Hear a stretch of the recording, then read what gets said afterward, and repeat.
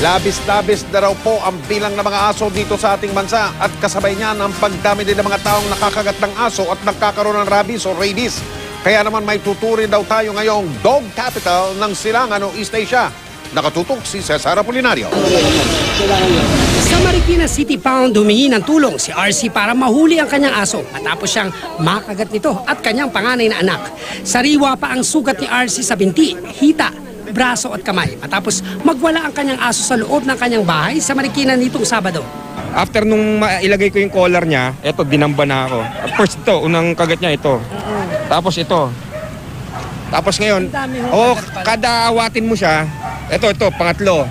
And then ito, may pispan ako dun sa bahay.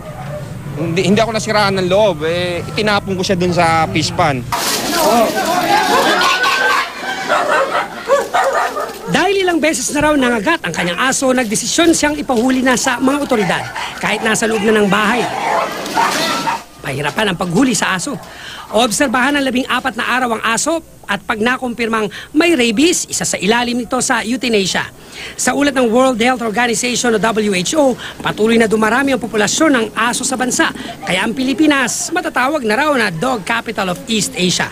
Pang-10 naman tayo sa pinakamaraming kaso ng rabies sa buong mundo. Ang Marikina halos isang dekada nang pinatutupad ang Rabies Act. Kaya kung dati aabot sa 10 kaso ng rabies ang naitatala kada taon, 1 hanggang 2 kaso na lang ngayon o minsan 0 case pa.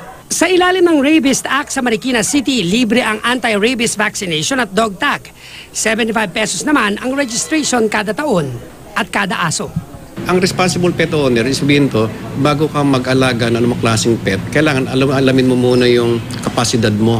Gaya sa Marikina, nagsasagawa rin ng panguhuli ng asong gala, ang Quezon City. Mismong mga dog owner na ang nagsabing pinababayaan nila sa labas ang aso. Pero wag daw magbaka sakali ayon sa veterinaryo. Hindi dapat pinagagala ang aso kung saan-saan dahil pwede itong makakuha ng rabies sa kapwa hayop na carrier nito o sa mga maruruming lugar na kontaminado ng rabies.